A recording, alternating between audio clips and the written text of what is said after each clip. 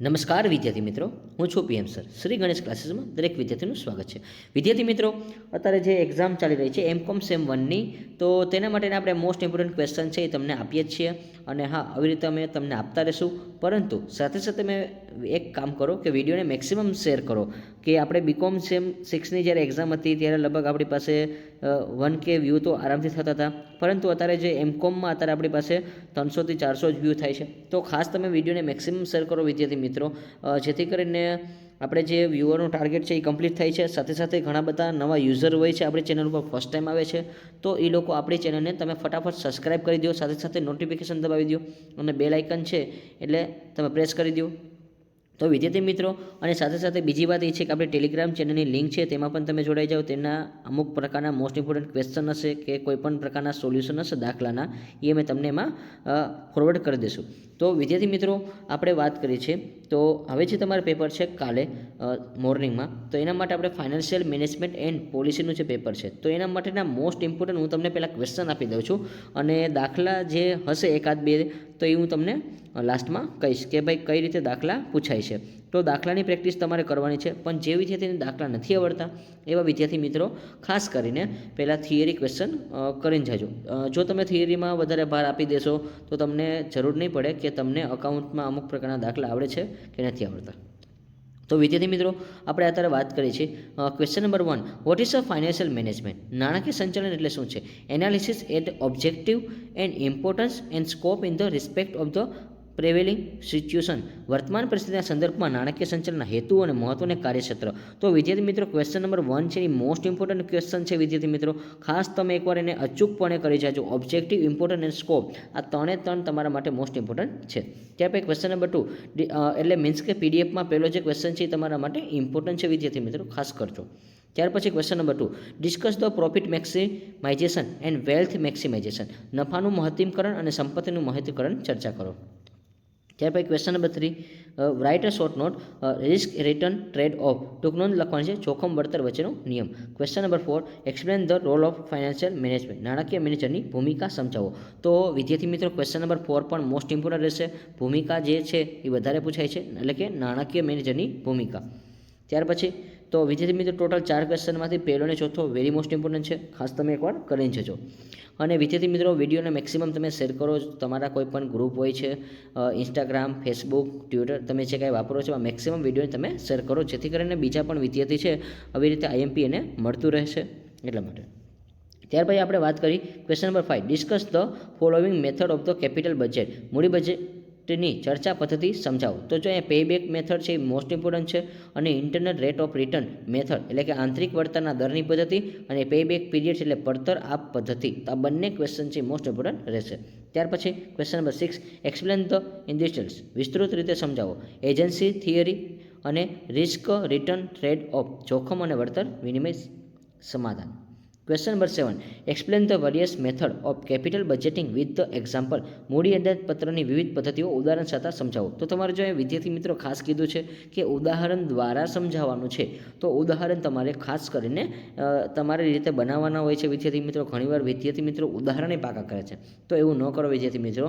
એ તમે કેપિટલાઇઝ કરો કે તમને કઈ રીતે પૂછાય છે, કન્સેપ્ટ બેઝ ઉપર તમે તમારી રીતે લખી શકો છો એટલા માટે. ત્યાર પછી question number 8, explain the concept of capital budget. મૂડી બજેટનો ખ્યાલ સમજાવી. Explain the process of capital budget and rationing capital. મૂડી બજેટની પ્રક્રિયા અને મૂડીની માપદંડી સમજાવો. તો ક્વેશ્ચન નંબર 8 છે વિદ્યાર્થી મિત્રો મોસ્ટ ઇમ્પોર્ટન્ટ ક્વેશ્ચન છે. ખાસ તમારે આ તૈયારી કરીને જવાનો છે. વિદ્યાર્થી મિત્રો, ઘણા બધા વિદ્યાર્થીને કહું છું કે તમે વિદ્યાર્થી મિત્રો પ્લીઝ કોમેન્ટ કરો કે તમારા પેપરમાં કેટલા ક્વેશ્ચન આવે છે. તો ખાસ કોમેન્ટમાં જણાવતા જાઓ, ખાલી વિડીયો ન જોવો પ્લીઝ. આ એક રિક્વેસ્ટ છે કે તમે આ વિડીયોમાંથી કેટલું પૂછાય છે તમે એ પણ તમે કોમેન્ટમાં કહેતા જાઓ કે ભાઈ આપણે 100% હતું, 80% હતું, 50% હતું, 30% હતું. મેક્સિમમ તમે જેટલું એટલું પ્લીઝ એકવાર તમે કોમેન્ટ કરતા જાઓ કે ભાઈ આટલા ક્વેશ્ચન હતા સર, તો ખાસ કરીને અમને પણ આઈડિયા આવશે. ત્યાર પછી એનાલિસિસ કરીને તો ઓલરેડી આપ્યું જ છું વિદ્યાર્થી મિત્રો, એવું નથી કે તુક્કો મારી દઉં છું. હા, તમને પૂરેપૂરું એનાલિસિસ કરીને જ આપું છું, મારા એક્સપિરિયન્સ બેઝ ઉપર જ આપું છું એટલા માટે. ત્યાર પછી આપણે ક્વેશ્ચન નંબર 9ની વાત કરી. What is the cost of capital? મૂડી પડતર એટલે શું? How would you compare the cost of the short term and long term ડેપ્ટ. ટૂંકા ગાળાના દેવા અને લાંબા ગાળાના દેવાની પડતરના ગણના કેવી રીતે કરશો? તો ક્વેશ્ચન નંબર 9 છે એ મોસ્ટ ઇમ્પોર્ટન્ટ ક્વેશ્ચન છે, ખાસ તૈયાર કરજો. ત્યાર પછી question number 10, explain the meaning of the cost of capital and discuss the importance in the financial decision. મૂડી પડતરનો અર્થ સમજાવી નાણાકીય નિર્ણય લેવા માટેના મહત્વ અંગેની ચર્ચા કરો. Question number 11, explain the details with the example net income approach and net operating income approach and also explain the difference of both. ચોખ્ખી આવક અને ચોખ્ખી કાર્યકારી આવક અભિગમ ઉદાહરણ સાથે વિસ્તૃત સમજાવો અને બંનેના તફાવત પણ સમજાવવાના છે. તો વિદ્યાર્થી મિત્રો ક્વેશ્ચન નંબર 11 છે એ મોસ્ટ ઇમ્પોર્ટન્ટ ક્વેશ્ચન છે. ત્યાર પછી question number 12, EBIT EPS analysis, કાર્યકારી નફો અને શેરડીટની કમાણી વિશ્લેષણ કરો. ત્યાર પછી question number 30, what is a dividend policy? Dividend નીતિ એટલે શું છે? State the factor of affecting dividend distribution, dividend વહેંચણીની અસર કરતા પરિબળો જણાવો. હવે જે વિદ્યાર્થી મિત્રો આમાં બોયસ હશે એને તો વધારે આવડતું જ હશે, કારણ કે ડિવિડન્ડની નીતિ તો એને ખબર જ હોય છે. એટલા માટે ઓલરેડી તમે અત્યારે શેર માર્કેટમાં ઇન્વેસ્ટમેન્ટ કરતા હોય છો, પણ અત્યારે સાથે સાથે ગર્લ્સ પણ ઇમ્પોર્ટન્ટ છે કે શેર માર્કેટનું એનાલિસિસ કરે છે, એ પણ જોબ કરતી હોય છે, એટલા માટે એને પણ આવું આઈડિયા હોય છે. તો ખાસ ડિવિડન્ડવાળો ક્વેશ્ચન છે એ તમને આવડવો જ જોઈએ. જો તમને પૂછાય છે તો કે ડિવિડન્ડની વેચણીને અસર કરતા પરિબળો, ફેક્ટર અફેક્ટિંગ ડિવાઇડ ડિસ્ટ્રીબ્યુશન, આ ક્વેશ્ચન તમને આવડવો જોઈએ, કારણ કે તમે અત્યારે કોમર્સના સ્ટુડન્ટ છો એટલા માટે. ત્યાર પછી question number 40, vote is a stable and flexible dividend policy? સ્થિર અને પરિવર્તનીય ડિવિડન્ડ એટલે શું? State the advantage and disadvantage both of. તો બંનેના ફાયદા અને મર્યાદા સમજાવો. તો વિદ્યાર્થી મિત્રો મારા મત મુજબ એક્સપિરિયન્સમાં હું તમને 14મો ક્વેશ્ચનની મોસ્ટ ઇમ્પોર્ટન્ટ કહું છું, પણ આ પરિબળ પણ એકવાર જોઈ લેજો. સમજાણું વિદ્યાર્થી મિત્રો? ખાસ તમને કહું છું કે 13મો ક્વેશ્ચન અને 14મો ક્વેશ્ચનમાં 14મો ક્વેશ્ચન જે મારા મત મુજબ હું આઈએમપી કહું છું, પણ આ તમે 13મો એકવાર જોઈ લેજો. ત્યાર પછી question number 50, write a short note Walter approach. વોલ્ટરનો અભિગમ છે, આ થિયરીમાં પૂછાય છે, તો ખાસ કરવાનો છે. ત્યાર પછી કોર્પોરેટ ડિવિડન્ડ બિહેવિયર, કોર્પોરેટ ડિવિડન્ડની વર્તણૂક અને ગોર્ડન મોડલ. આ વિદ્યાર્થી મિત્રો ગોર્ડન મોડલ છે, ખાસ એકવાર ઇમ્પોર્ટન્ટ છે.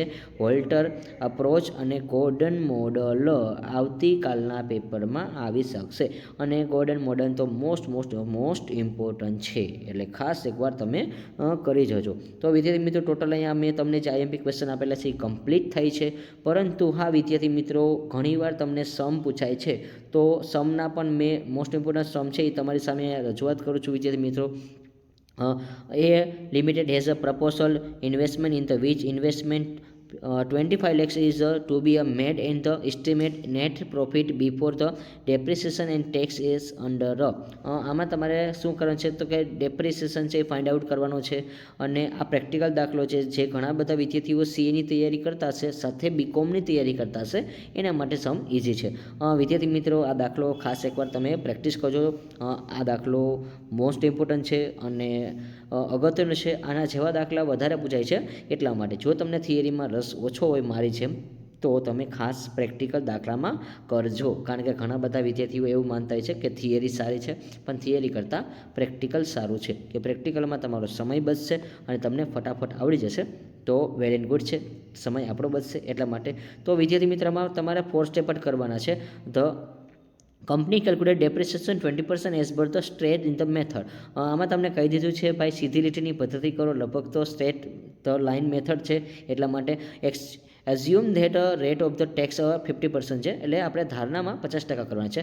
Calculate the following, the payback period method. Second કીધું છે રેટ ઓફ રિટર્ન, આરઆર કહેવાય છે, આરઓઆર કહેવાય છે, એવરેજ ઇન્વેસ્ટમેન્ટ મેથડ. પછી એનપીવી એટલે નેટ પ્રેઝન્ટ વેલ્યુ થશે, અને પ્રોફિટેબિલિટી ઇન્ડેક્સ. તો આ 4 સ્ટેપ જ તમારે કરવાના છે. ખૂબ જ ઇઝી દાખલો છે, એટલા માટે ખાસ એકવાર પ્રેક્ટિસ કરી જજો. સેમ વિદ્યાર્થી મિત્રો ગુજરાતીમાં પૂછાય છે એવી રીતે આપણે આપેલો છે કે એ લિમિટેડ 25 લાખની પ્રોજેક્ટમાં રોકાણ કરવાનો વિચાર છે. વાર્ષિક આવકની ધારણામાં કરવેરા પહેલાંની નીચે મુજબ છે. વાર્ષિક આવક આપેલી છે 1, 2, 3, 4, 5, સરેરાશ આપણને એવરેજ આપેલી છે, વટાવ 10% કરવાના છે. પછી ઘસારો મૂળ કિંમતના 20% ગણો છે, કરવેરામાં 50% દર છે અને આ રીતે તમારે નીચેની મૂલ્યાંકન કરવાની છે. તો એમાં પરત આપ મુદત પદ્ધતિ, સરેરાશ રોકાણ પર વળતરની દર પદ્ધતિ, ચોખ્ખા વર્તમાન મૂલ્યની પદ્ધતિ, નફાકારકતાનો આંક છે. તો વિદ્યાર્થી મિત્રો ખાસ એકવાર પ્રેક્ટિસ કરીને જજો. હું ખાસ એકવાર કહું છું કે તમે દાખલાની પ્રેક્ટિસ કરજો. દાખલા છે એ બહુ જ ઇઝી હોય છે, એટલા માટે તો થિયરીમાં થોડુંક આપણે હળવું થઈ જાય. ત્યાર પછી બી લિમિટેડ ફર્નિચર તમને આપેલું છે, એમાં ઇન્ફોર્મેશન આપેલી છે. તો ફિક્સ એક્સપેન્સ છે, પછી વેરિયેબલ એક્સપેન્સ છે, 15% કીધા છે. તો 15% કે તો સામે તમારે 50% અઝ્યુમ કરવા પડશે. ત્યાર પછી આપણે સેલ્સ યુનિટ આપેલા છે 10,000 પર યુનિટ સેલ્સ પ્રાઇસ 300 રૂપીસ, તો 300 રૂપિયા આપેલા છે. Equity share capital each 10 rupees આપેલા છે, એમાં 20 લાખ રૂપીસ આપેલા છે. ડિબેન્ચર 8% છે, એમાં 10 લાખ છે. Rate of income tax 40%. એમાં તમારે બે મેથડની કરવાની છે, DFL અને EPS મેથડ કરવાની છે. ત્યાર પછી આ પણ ટાઈપનો એક ટૂંકો સમ છે, શોર્ટ ટર્મ છે, તો એ ખાસ તમે એકવાર સ્ક્રીનશોટ જોઈ લેજો, નકર વિડીયો ખૂબ જ લાંબો થઈ જશે. એટલા માટે વિદ્યાર્થી મિત્રો તો ખાસ થોડીક વાર ગુજરાતી માધ્યમના વિદ્યાર્થીઓ છે, આ દાખલો એકવાર જોઈ લેજો. સ્થિર ખર્ચ, ચલિત ખર્ચના વેચાણ ઇન્કમ, તો આ દાખલો છે નાણાકીય લેવરેજ અને સેડિટની કમાણી છે વિદ્યાર્થી મિત્રો. તો આને તમારો દાખલો કરે છે. તો વિદ્યાર્થી મિત્રો ટોટલ 2 દાખલા આપેલા છે. આ બંને દાખલાની એકવાર તમે ખાસ પ્રેક્ટિસ કરી લેજો, વારંવાર પૂછાતા હોય છે એટલા માટે. અને જો વિદ્યાર્થી મિત્રો તમને વિડીયો ગમ્યો છે તો પ્લીઝ ખાસ લાઇક કરો, શેર કરો, સબસ્ક્રાઈબ કરો. સાથે સાથે બીજા કોઈ પણ અધર જે સ્ટુડન્ટ છે એના કોઈ પણ ગ્રુપ છે, WhatsApp, Instagram, Facebook, I think કે તમે જે કાંઈ અત્યારે યુઝ કરો છો તો એમાં તમે ખાસ આ વિડીયોને મેક્સિમમ તમે શેર કરો વિદ્યાર્થી મિત્રો. બીજા વિદ્યાર્થીને પણ ઇન્ફોર્મેશન આપી દો કે તમે જ્યારે એક્ઝામ દેવા જાઓ છો એવા વિદ્યાર્થીને પણ કહો કે અમે આ સર પાસેથી IMP મેળવે છીએ, તે ખૂબ જ લાસ્ટમાં આપે છે, તો અમને ફાયદાકારક છે. તો વિદ્યાર્થી મિત્રો પ્લીઝ આટલું તો તમારે કામ કરવું જ પડશે આપણા માટે. તો પ્લીઝ એક રિક્વેસ્ટ છે, અને આ વિદ્યાર્થી મિત્રો આ વિડીયોને મેક્સિમમ શેર કરવાનો છે એટલા માટે. આવતીકાલના પેપર માટે બધાને બેસ્ટ ઓફ લક છે. પણ હા, like this video, share this video, follow with SGC. Bye bye વિદ્યાર્થી મિત્રો.